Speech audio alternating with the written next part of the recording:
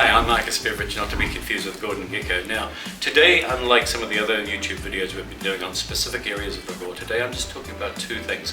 One is Queen City Law's history with the New Zealand Law Awards, and our second topic, time permitting, will be on boutique law firms. So, from humble beginnings, myself previously practicing in a firm called Bell Gully, I set up Queen City Law 20 years ago. And during this period, we've achieved quite remarkably at the New Zealand Law Awards. We won the top boutique law firm of New Zealand 3 years in a row, and we previously won the top property and construction law firm of New Zealand for 5 years in a row. And that was at a time when all the kind of guys in the design and engineering community actually voted for the law firm that they liked to work with. So we had a lot of contractors and developers who enjoyed the high-rise stuff that we were doing in the city back then. People of the ilk of Dan Ashby from Icon and Gordon Moller of Moller's Architects, who designed Sky City, worked with us on major projects. And one of them was in fact the one across the road, which is still a car park, which took us 4 years to obtain resource consent to build one of the largest high-rise buildings in New Zealand, 67 levels and 100,000 square metres. Still a car park, but it still enjoys that resource consent. And I had the privilege of leading a team of 20 of the top consultants in New Zealand on a 4-year battle where we went through 3 different CEOs of Sky City, who was the main objective, to finally win the resource consent in a contestable process in front of Madam Chairperson and 5 other independent commissioners. And we do hope that one day when the Inner City Rail project is finished, that this project will continue. So for us, very meaningful, the Law Awards, and last year we also got an Excellence Award in boutique law firm of New Zealand, but that was premised more upon the immigration side of our practice. So that's a little bit about our history with the Law Awards. So as I mentioned, Queen City Law won the top boutique law firm of New Zealand 3 years in a row previously, and last year we got an Excellence Award in this area.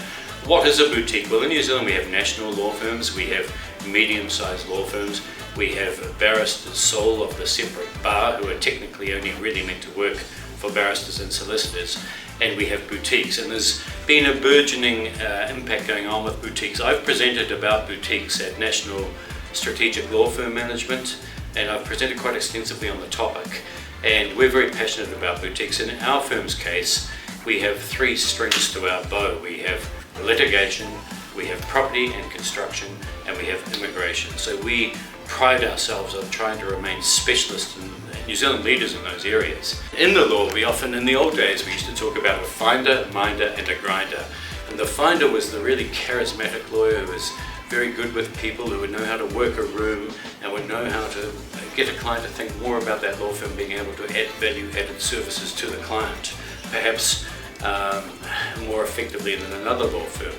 The minder would be the guy who would be at work from 8 o'clock or 6 o'clock every day, always answer the phone, always respond to emails, a very safe pair of hands. And the grinder would be the technical guy out the back, pumping through the legal documents, very skilled at drafting. Well, that was back in the 90s, and the world's moved on, and now at a firm like us we want all-rounders, people who have good soft skills, people who are intelligent, people who are agile and adept and abreast with the law and can add value to clients' requirements. So in that sense, being a star or a key player at a boutique law firm like us requires solid all-rounders. One of the strengths about boutiques is that you don't get passed around like a ping pong ball.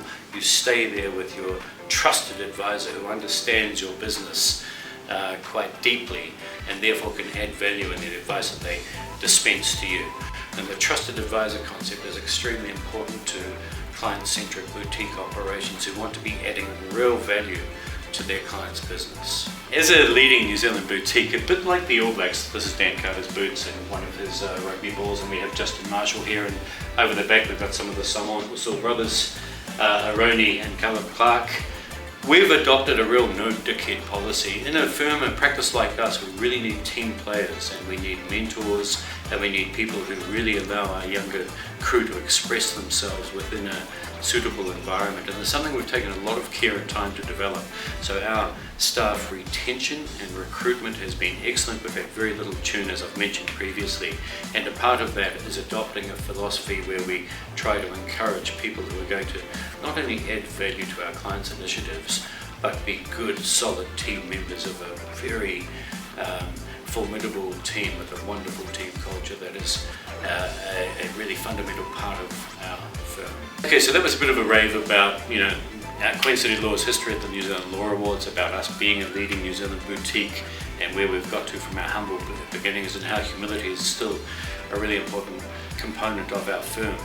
And it just gives you a better insight into what's helped us to get to where we are today, and the future of our firm and what it will look like. And we're in a really interesting place here, and we're passionate about doing the best work we can for our clients.